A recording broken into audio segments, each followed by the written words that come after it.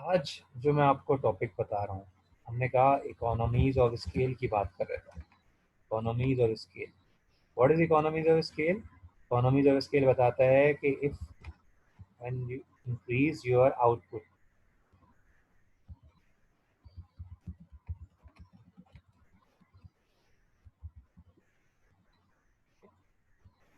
आपकी average cost जो है वो डिक्रीज होनी शुरू हो जाए, ठीक है, तो हम ये कहते हैं कि इकोनॉमीज ऑफ स्केल है।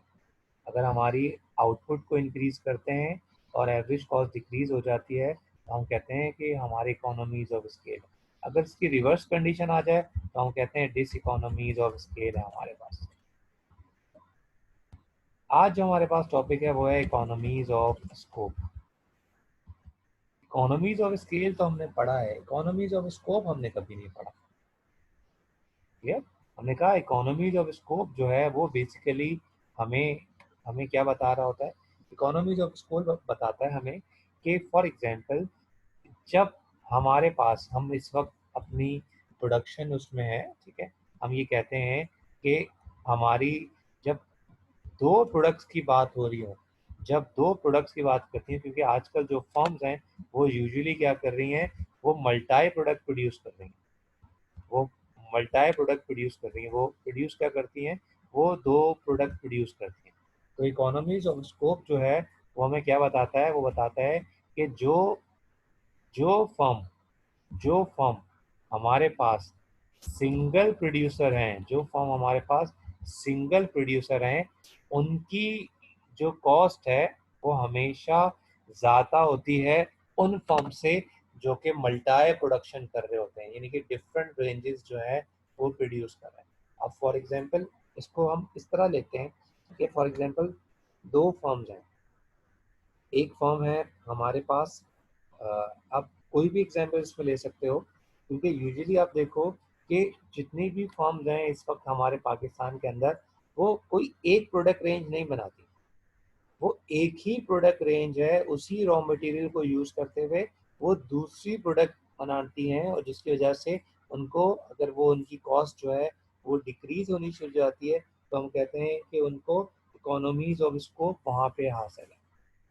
अब हमने कहा कि फॉर एग्जांपल इसको हम यूँ लेते हैं कि मुझे एक कॉन्ट्रैक्ट मिला है, ठीक है, मुझे एक कॉन्ट्रैक्ट मिला है, एक एक रूम के अंदर जो है ना, चेयर्स बनाने के लिए मुझे कॉन्ट्रैक्ट मिला, ठीक है। मैं चेयर्स बनाने के लिए, मैं मुझे रॉ मटेरियल क्या चाहिए? मुझे वुड चाहिए, मुझे नेल्स चाहिए, मुझे ग्लू चाहिए, और इसके अलावा जो भी छोटी मोटी चीज़ें चाहिए। क्लियर? मेरी कॉस्ट, लेबर की कॉस्ट, मेरी रॉ मटेरियल की कॉस्ट, तो मेरी वो सारी चीज़ें वही हैं। अब जब मैं चेयर को प्रोड्यूस कर रहा हूँ तो डेफिनेटली बात यही है कि एज अ फर्म मैं अपने लेबर्स को क्या करूँगा कि कोई भी पीस जो है उसको, हर पीस को यूटिलाइज करो। लेकिन कुछ पीसीस ऐसे होंगे जो कि यूटिलाइज नहीं हो सकते होंगे, जो कि यूटिलाइज नहीं हो सकेंगे, उसको मैं क्या कर दूंगा, उसको मैं डिस्कार्ड कर दूंगा, उसको मैं डिस्कार्ड कर दूंगा, ठीक है। जाहिर सी बात है, जब डिस्कार्ड करूंगा तो मेरी कॉस्ट जो है वो बढ़ेगी। इसको हम और अच्छे तरीके से यूँ भी समझ सकते हैं कि फॉर एग्जांपल आजकल आप ये देखो कि जितने बड़े बड़े ब्रांड्स हैं गारमेंट्स के, जो कि लाइक खादी, लाइक सफाया, वॉट एवर जो भी, वो क्या कर रहे हैं कि वो बेसिकली जुनैद जमशेद हो गए, ठीक है, वॉट एवर जो भी ब्रांड्स हैं, वो क्या कर रहे हैं कि वो अगर वो जेंट्स का कुर्ता बना रहे हैं तो जेंट्स के अंदर कुर्ते बनाने के साथ साथ वो किड्स का कुर्ता भी बनाना शुरू हो गए, क्योंकि उनको ये बात तो समझ में आ गई है कि उन्होंने अपने कपड़ों को यूटिलाइज तो कर लिया लेकिन कुछ पीसेस बच गए। प्लस अर्ली स्टेज के अंदर जब उनकी प्रोडक्शन स्टार्ट हुई थी तो वो सिर्फ जेंट्स बनाते थे, बाकी वो डिस्कार्ड कर देते थे। लेकिन उनको एक चीज़ समझ में आ गई कि उनको जो बेसिकली बेनिफिट होगा वो डिफरेंट रेंजेस बनाने के अंदर है। उन्होंने वहाँ पे क्या करना शुरू कर दिया, उन्होंने बेसिकली किड्स के अंदर भी, इन्फेंट के अंदर भी आ गए, उनको पता है कुछ छोटे पीस भी तो बच रहे होंगे। तो ये हमारे पास क्या हो रहा होगा, ये हमारे पास नज़र आ रहा है कि अगर कुछ फर्म्स हैं जो कि सिर्फ बड़े साइज के कुर्ते बनाएंगी, एडल्ट के कुर्ते बनाएंगी, मेंस के कुर्ते बनाएंगी, और कुछ फर्म्स हैं जो कि किड्स के कुर्ते बनाएंगी, उन दोनों की कॉस्ट को अगर आप ऐड करोगे तो इन दोनों की कॉस्ट अगर हमेशा आपके पास ज़्यादा आएगी एज कम्पेयर टू उस फर्म्स के जो कि दोनों की प्रोडक्शन कर रही होगी।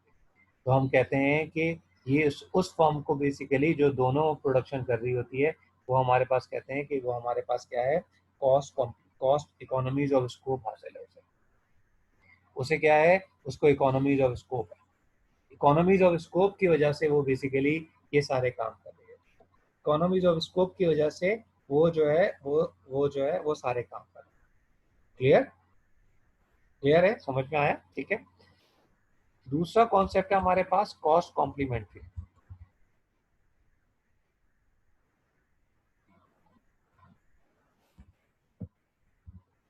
कॉस्ट कॉम्प्लीमेंट्री क्या है? कॉस्ट कॉम्प्लीमेंट्री का कॉन्सेप्ट भी मल्टाई आउटपुट से है। वो ये कहता है कि अगर आप अगर आप जेंट्स कुर्ते का आउटपुट इंक्रीज करोगे, जेंट्स कुर्ते का आउटपुट आप इंक्रीज करोगे, तो वो बोलेगा मार्जिनल कॉस्ट जो होगी किड्स के कुर्तों पे वो डिक्रीज होनी शुरू हो जाएगी। बात समझ में आई आपको? वो आपसे क्या कह रहा है कि अगर आप इंक्रीज करोगे अपना आउटपुट, क्यों इंक्रीज करोगे, ठीक है, फॉर मेंस कुर्ता, ठीक है, डेफिनेटली बात है, आउटपुट इंक्रीज करने के लिए आपको क्या करना पड़ेगा, आपको रॉ मटेरियल वगैरह परचेज करना पड़ेगा। किड्स जो कुर्ता है वो आपके पास जब आप इंक्रीज करोगे तो इसकी कॉस्ट भी इंक्रीज होगी, ठीक है, इसकी कॉस्ट भी इंक्रीज होगी, लेकिन इसकी जो क्वांटिटी है फॉर किड्स कुर्ता, उसकी आपके पास क्वांटिटी तो इंक्रीज हुई है, लेकिन जो उसकी मार्जिनल कॉस्ट है वो क्या होनी शुरू हो जाएगी, वो डिक्लाइन करनी शुरू हो जाएगी।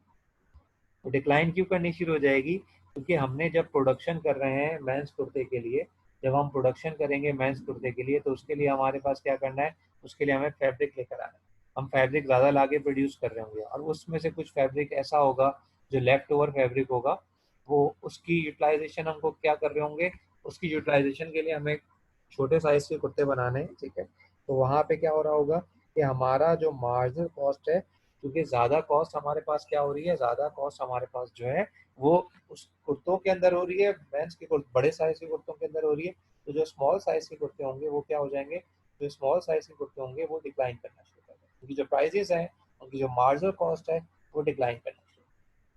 क्लियर? इसको हम यूँ भी समझ सकते हैं कि फॉर एग्जांपल कि आप ये देखो कि जितनी भी ब्रांड्स हैं, फॉर एग्जांपल आइसक्रीम की बात कर लेते हो, ठीक है, तो आइसक्रीम की ब्रांड्स जितने भी, वो कोई एक प्रोडक्ट लॉन्च नहीं कर रही है, वो एक फ्लेवर लॉन्च नहीं कर रही है। उनको पता है कि डेफिनेटली बात है कि हम इसको, अगर हम दूसरा फ्लेवर लॉन्च करेंगे तो उसके लिए हमारी जो मार्जिनल कॉस्ट है वो बहुत नॉमिनल सी, बहुत उसकी कॉस्ट के अंदर क्या बहुत नॉमिनल सा इंक्रीज आएगा। अगर हम फॉर एग्जांपल स्ट्रॉबेरी फ्लेवर जो है प्रोड्यूस कर रहे हैं, तो स्ट्रॉबेरी फ्लेवर की डिमांड ज़्यादा आ रही है, तो उसके लिए रॉ मटेरियल तो मैं स्ट्रॉबेरी फ्लेवर के लिए लाया हूँ, सारा काम मैं स्ट्रॉबेरी फ्लेवर के लिए कर रहा हूँ, ठीक है।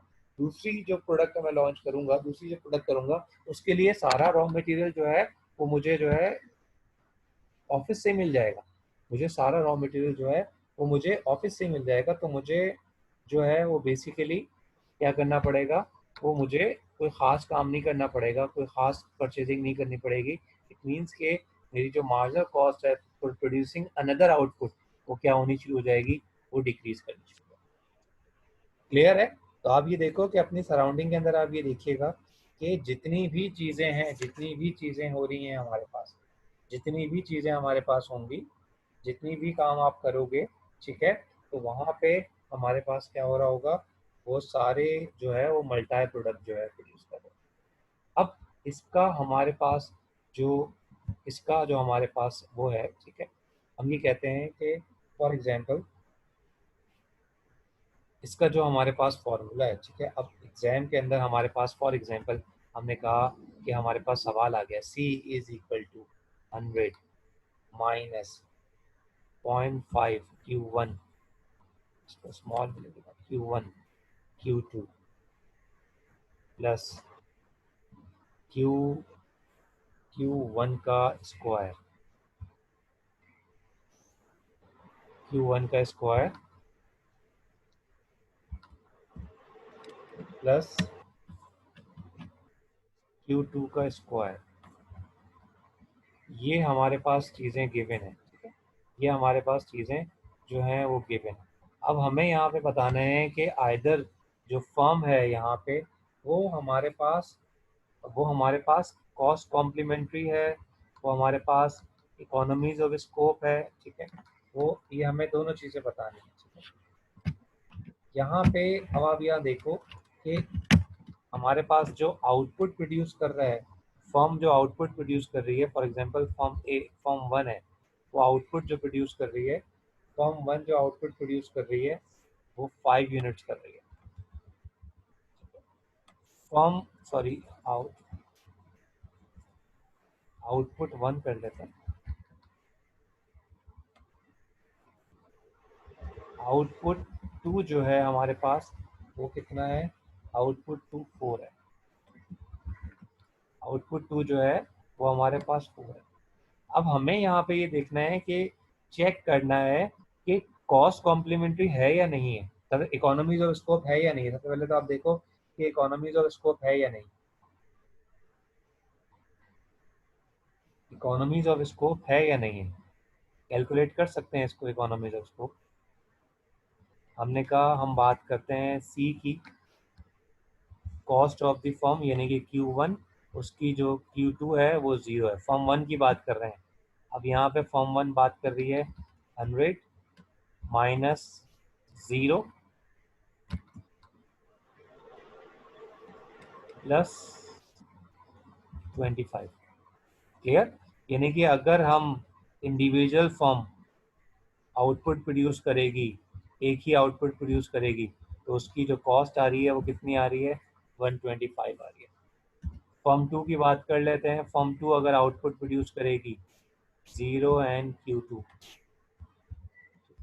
उसकी हमने कहा 100 माइनस 0 प्लस 0 प्लस 16।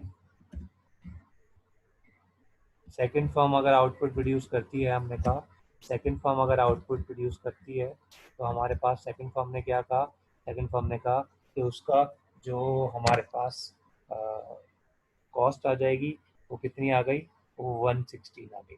हमने कहा दोनों की जो प्रोडक्शन कॉस्ट है, अगर कोई फर्म है जो कि दोनों ही प्रोड्यूस कर रही है, उसकी कॉस्ट कितनी होगी। हमने कहा 100 multiply 100 minus 0.5 multiply by 5 multiply by 4 plus 25 plus 16। हमने कहा ऐसी फर्म जो कि दोनों प्रोडक्ट प्रोड्यूस कर रही हैं, हमने कहा कि ये कितनी होंगी।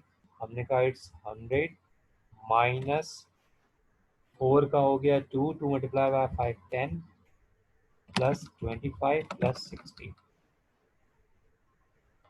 कितनी हो गई हमारे पास, वैल्यूज क्या आ गई, वैल्यूज आ गई हमारे पास 90, 90 प्लस 16, 90 प्लस 16 कितना हो गया 106, 106 एंड 20, 106 एंड 20, 226 एंड 5 131, 131। ठीक है, हमारे पास जो ज्वाइंट प्रोडक्शन कर रही है उनकी जो टोटल कॉस्ट आई है वो कितनी आई है, वो 131 आई है। और जो कुछ फर्म्स ऐसी हैं जो कि सिंगल सिंगल प्रोड्यूस कर रही है, अगर कोई फर्म है जो कि आउटपुट वन प्रोड्यूस कर रही है, उसकी कॉस्ट कितनी है 125। दूसरी फर्म है तो जो आउटपुट टू प्रोड्यूस कर रही है, उसकी कॉस्ट कितनी है। हम दोनों को अगर ऐड करते हैं तो इट बिकम्स कितने हो जाएंगे 134 241। क्लियर, ये कितने हो गए जनाब 241। तो यहाँ पे क्या आपको कॉस्ट कॉम्प्लीमेंट्री नजर आ रहा है या नहीं आ रहा, और यहाँ पे इकोनॉमीज ऑफ स्कोप आपको नजर आ रहा है या नहीं आ रहा। ये जो सिंगल फॉर्म प्रोडक्शन कर रही है, जो सिंगल फॉर्म प्रोडक्शन कर रही है, वो वो यहाँ को उसको यहाँ पे क्या है, उसको यहाँ पे एडवांटेज है, ये हमारे पास सिंगल फॉर्म है, उसको एडवांटेज है प्रोडक्शन करने के लिए, उसको यहाँ पे एडवांटेज है, तो यहाँ पे काम कर रही है। क्लियर, ठीक है, क्लियर है। या इसका जो है, इसका अब फॉर एग्जांपल इसका एक और शॉर्टकट मेथड भी है। शॉर्टकट मेथड क्या है, वो थोड़ा सा टिपिकल है। हम ये कहते हैं कि शॉर्टकट मेथड जो है वो क्या है? शॉर्टकट मेथड हमने कहा कि वो हमारे पास क्या है? शॉर्टकट मेथड पे हमने कहा कि ये हमारे पास f इज़ अ फंक्शन या वॉट एवर, ठीक है, plus sorry minus a q1 q2 plus q1 का स्क्वायर प्लस q2 का स्क्वायर, ठीक है। इसको हमने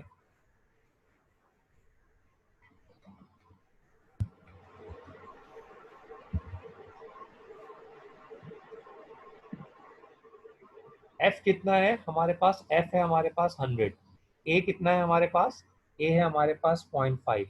q1 कितना है हमारे पास? q1 हमारे पास सारा गिवन है, ठीक है। वो ये कहते हैं कि अगर हम कॉस्ट कॉम्प्लीमेंट्री की बात करते हैं, कॉस्ट कॉम्प्लीमेंट्री ए जो है अगर हमारे पास लेस देन ज़ीरो हो तो इट मीन्स के कॉस्ट कॉम्प्लीमेंट्री यहाँ पे एग्जिस्ट करता है, ठीक है। कॉस्ट कॉम्प्लीमेंट्री अगर हमारे पास यहाँ पे ए अगर हमारे पास ज़ीरो से कम हो, ठीक है, ज़ीरो से कम हो, ठीक है, तो वो ये क्या करता है कि वो आपको बताता है कि यहाँ पे कॉस्ट कॉम्प्लीमेंट्री जो है वो एग्जिस्ट करता है, ठीक है। कॉस्ट कॉम्प्लीमेंट्री जो है एग्जिस्ट करता है। यहाँ पे आप ये देखो कि ज़ीरो की वैल्यू क्या है, यहाँ की वैल्यू क्या है, यहाँ वैल्यू है 0.5, माइनस का 0.5। जब माइनस का 0.5 है तो इट मीन्स कि यहाँ पे कॉस्ट कॉम्प्लीमेंट्री जो है वो एग्जिस्ट करेगा, ठीक है। अब हम बात करते हैं इकोनॉमीज ऑफ स्कोप पे। इकोनॉमीज ऑफ स्कोप कहता है कि या तो आप इस मेथड से कर लो, या हमने कहा function minus A q1 and q2 it's always greater than zero, ठीक है, it's always greater than zero. हमने कहा चलें इसको हम चेक कर लेते हैं। हमने कहा 100 minus 0.5 multiply by 5 multiply by 4 कितना हो गया? हमने कहा कि ये हमारे पास हो गया जनाब 90 इज ग्रेटर देन ज़ीरो। यहाँ पे क्या हो गया? ये हमें बता रहा है कि ये यहाँ पे बता रहा है कि इकोनॉमीज ऑफ स्कोप भी एग्जिस्ट करता है और कॉस्ट कॉम्प्लीमेंट्री भी एग्जिस्ट करता है, ठीक है। इसको हमने मैनुअल तरीके से भी करके देख लिया और हमने जो इनके फॉर्मूलेज हैं, ठीक है, उसके तरीके से भी करके देख लिया। तो हमें ये आइडिया हो गया कि यहाँ पे कॉस्ट कॉम्प्लीमेंट्री भी एग्जिस्ट करेगा, ठीक है, और हमारे पास जो इकोनॉमीज ऑफ स्कोप है वो भी एग्जिस्ट यहाँ पे करेगा।